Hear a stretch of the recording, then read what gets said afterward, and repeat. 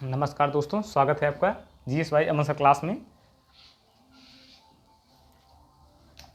आज हम बताएंगे विटामिन ए कमी से अंडे, घी, मक्खन। अंडे, घी, मक्खन कमी से विटामिन ए जो होता है उसका स्रोत अंडे, घी, मक्खन, मछली, तेल, सब्जी, गाजर होते हैं। इसकी कमी से रतौंधी रोग होता है।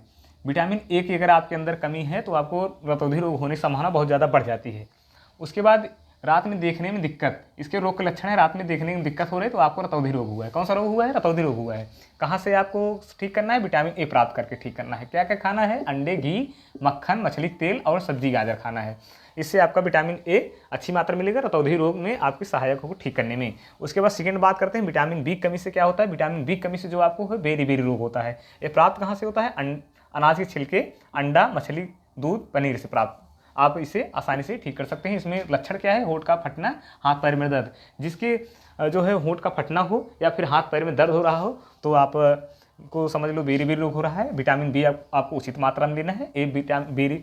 विटामिन बी आपको कहाँ से मिलेगा उचित मात्रा में? अनाज के छिलके से मिलेगा, अंडा मिलेगा और मछली, दूध मिलेगा, पनीर मिलेगा।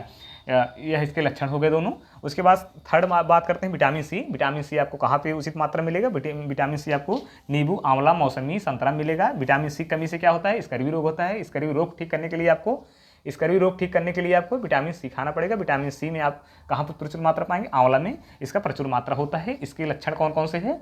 इसके लक्षण मसूड़ों में सूजन, दांत से खून आना होता है।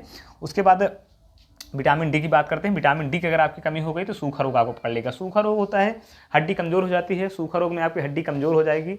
उसके बाद टेढ़ी हड्डी हो जाएगी आपकी। सूखा रोग में आपकी हड्डी कमज़ोर है, टेढ़ी हड्डी हो जाएगी। आपको विटामिन डी की पूर्ति करना है तो आपको मक्खन, दूध, पनीर, तेल, मछली तेल, उसके बाद सूर्य का प्रकाश आपको उचित मात्रा में लेना पड़ेगा। उसके बाद बात करते हैं विटामिन ई की। विटामिन ई कमी हुई तो आपको पक्षाघात, जनन क्षमता कमजोर हो जाएगा। पक्षाघात मतलब होता है आपके जो है बॉडी में वीकनेस आ जाएगी। आपके पक्षाघात मतलब लकवा मार जाएगा। जनन क्षमता कमजोर मतलब होता है जनन मतलब बच्चा पैदा करने में आपको खासा परेशानी होगी। उसके बाद आपको इसको कमी दूर करना हो तो आपको अंडे, गेहूँ, हरी पत्तियाँ खाना पड़ेगा। उसके बाद आपकी कमी ऑटोमेटिकली सही हो जाएगी।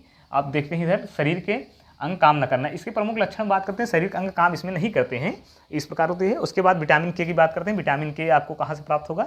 विटामिन के आपको सोयाबीन में, हरी पत्तियों में, अंडे में प्राप्त होता है। विटामिन की कमी हुई तो आपको कौन सा रोग होगा? रुधिर स्राव हो जाएगा। विटामिन की कमी जहाँ हुई आपको रुधिर स्राव होगा। चक्कर आना, सीने में दर्द, धड़कन तेज, इससे आपको यह लक्षण दिखाई देंगे। आपको उचित मात्रा में विटामिन के से संपर्क करना पड़ेगा। उसके बाद आपको ये सब खाना पड़ेगा, उचित मात्रा लेना पड़ेगा। तो आप इस प्रकार इसे आसानी समझ सकते हैं। आइए एक बार आपको फिर समझाते हैं, देखते हैं। विटामिन ए कमी हुई तो आपको तुरंत रतौंधी रोग पकड़ेगा, रतौंधी रोग पकड़ लेगा। विटामिन ए अगर आपको उचित मात्रा में कमी हुई तो आपको रतौंधी रोग पकड़ेगा, रात में देखना में दिक्कत आपको हो जाएगी। उसके बाद विटामिन बी कमी हुई तो आपको तुरंत बेरी रोग पकड़ेगा। आपको होंठ का फटना हो जाएगा और हाथ पैर में दर्द शुरू हो जाएगा। विटामिन सी कमी हुई तो आपको स्कर्वी रोग हो जाएगा, मसूड़ों में सूजन, दांत से खून आना। उसके बाद विटामिन डी कमी हुई तो आपको सीधा सूखा रोग हो जाएगा। आपकी हड्डी कमजोर हो जाएगी, टेढ़ी हो जाएगी। आपको विटामिन ई कमी हुई तो आपकी जनन क्षमता और पक्षाघात कम हो जाएगा।